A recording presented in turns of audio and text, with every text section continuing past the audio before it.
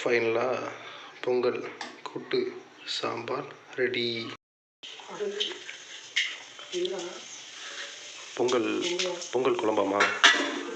கூட்டு குழம்பு, பொங்கல் கூட்டு குழம்பு இன்றைக்கி செய்கிறோம். பொங்கல் இல்லையா? ஹாப்பி பொங்கல் எல்லாருக்கும். பொங்கல் நல்வாழ்த்துக்கள்.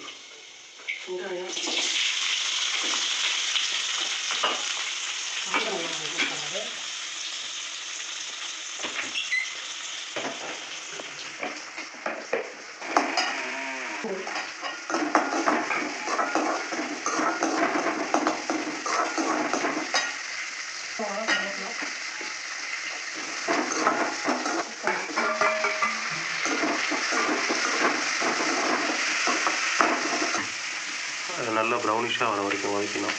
வதக்கிட்டு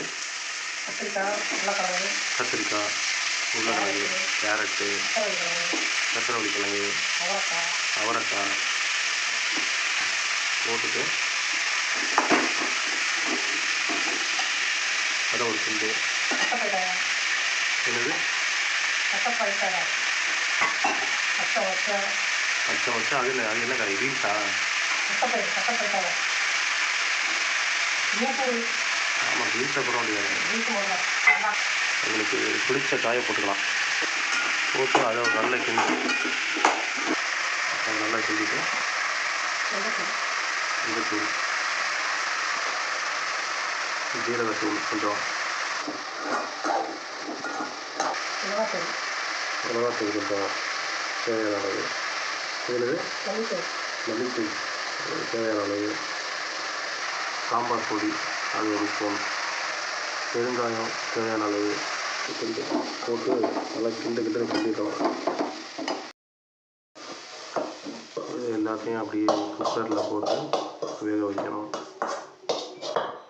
உப்பு காமிக்க மறந்துட்டேன். ஸோ உப்பு தேவையான அளவு போட்டுக்கோங்க. வேக வச்ச துவரம்பருப்பையும் குக்கரில் ஊற்றிடணும். கொஞ்சம் தண்ணியை ஊற்றிட்டு அந்த மசாலாலாம் அப்படி இருக்குல்ல, அதை அப்படியே கிண்டி எடுத்துட்டு அதையும் குக்கரில் ஊற்றிடுங்க. தண்ணி தேவையான அளவு ஊற்றிக்கிட்டு 2 விசில், குக்கரில் 2 விசில் வர வரைக்கும் அடுப்பை பற்ற வச்சுருங்க. அதுக்கிடையில் போய் சாமியை கும்பிட்டு வந்துடுவோம். வாசனையே கமகமன்னு இருக்குது. டேஸ்ட்டாக இருக்குன்னு நினைக்கிறேன். நான் டேஸ்ட் பார்த்துட்டு உங்களுக்கு சொல்கிறேன்.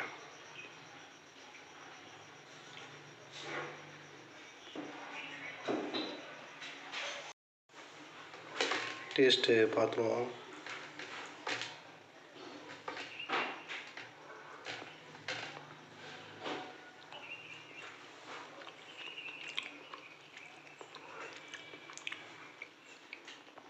ஓகே, சாம்பார் மாதிரியே இருக்குது.